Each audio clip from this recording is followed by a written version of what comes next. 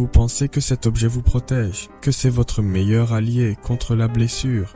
Et si je vous disais que pour 9 personnes sur 10, cette ceinture est en réalité un piège silencieux, qui est peut-être en ce moment même en train de rendre votre dos plus faible. Restez avec moi, car dans les 8 prochaines minutes, je vous guide exact pour échapper à ce piège et transformer ces béquilles en un véritable outil de performance. On connaît tous l'histoire, on commence à la mettre pour un squat un peu lourd, juste au cas où, ça rassure. La charge monte, on se sent invincible, puis on la met aussi pour le soulevé de terre. Ensuite pour le rowing bar, et bientôt on se surprend à la chercher pour des charges qu'on soulevait sans problème avant. C'est le début du cercle vicieux. Votre cerveau commence à associer charge lourde avec ceinture. Sans elle, vous vous sentez nu, vulnérable. Le vrai problème, c'est ce qui se passe à l'intérieur. Vos muscles stabilisateurs profonds, le transverse, les multifides, ce véritable corset naturel que vous possédez, se met en veille. Il devient paresseux. Pourquoi travaillerait-il si la ceinture fait le job à leur place? Et c'est là que le piège se referme.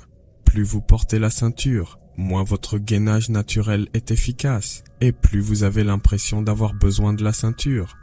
Et c'est là que le piège se referme. Plus vous portez la ceinture, moins votre gainage naturel est efficace, et plus vous avez l'impression d'avoir besoin de la ceinture.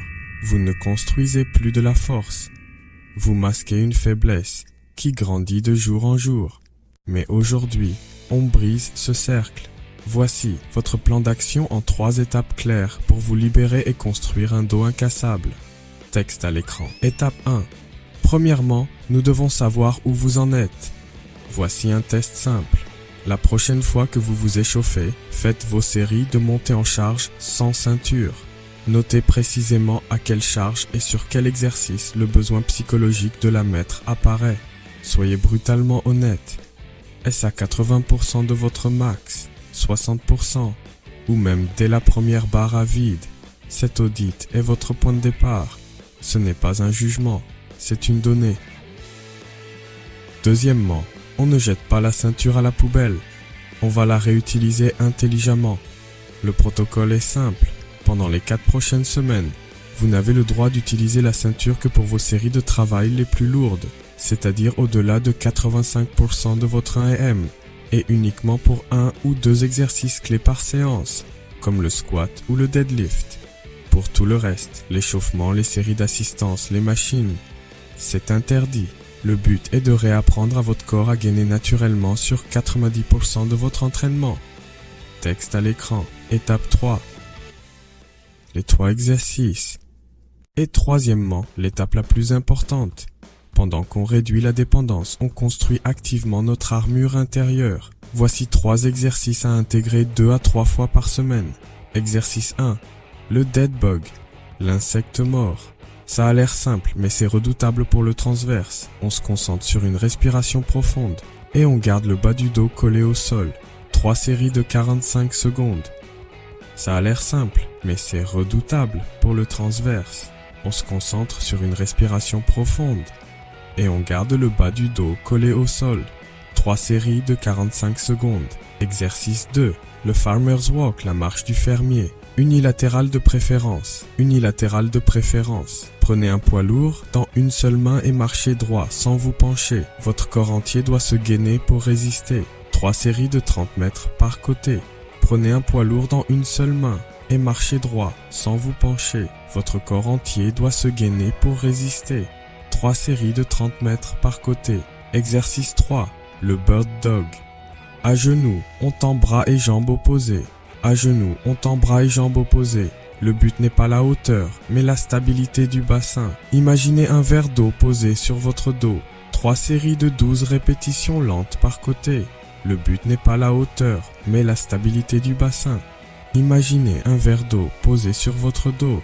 3 séries de 12 répétitions lentes par côté. Ces 3 exercices réveillent et renforcent précisément les muscles que la ceinture met en veille. Récapitulons. Auditez votre dépendance pour savoir d'où vous partez. Appliquez le sevrage stratégique. La ceinture uniquement pour vos séries les plus intenses. Construisez votre armure avec les 3 exercices anti-ceinture. Auditez votre dépendance pour savoir d'où vous partez.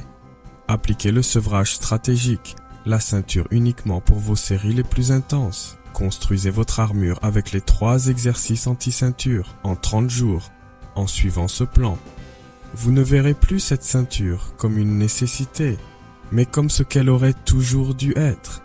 Un outil de performance pour les jours où vous voulez dépasser vos limites, pas une béquille pour compenser une faiblesse.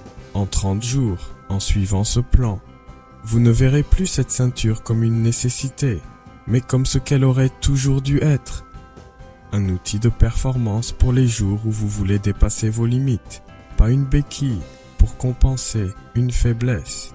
Si ce guide vous a apporté de la clarté et que vous voulez d'autres stratégies basées sur la science pour vous entraîner intelligemment et sans douleur, si ce guide vous a apporté de la clarté et que vous voulez d'autres stratégies basées sur la science pour vous entraîner intelligemment et sans douleur, la meilleure chose à faire est de vous abonner et d'activer la cloche. C'est gratuit et ça vous assure de ne pas rater la suite. Car dans la prochaine vidéo, on s'attaque à un autre mythe, celui des étirements. Faut-il vraiment s'étirer avant sa séance? La réponse risque de vous surprendre et de changer complètement vos échauffements. À très vite.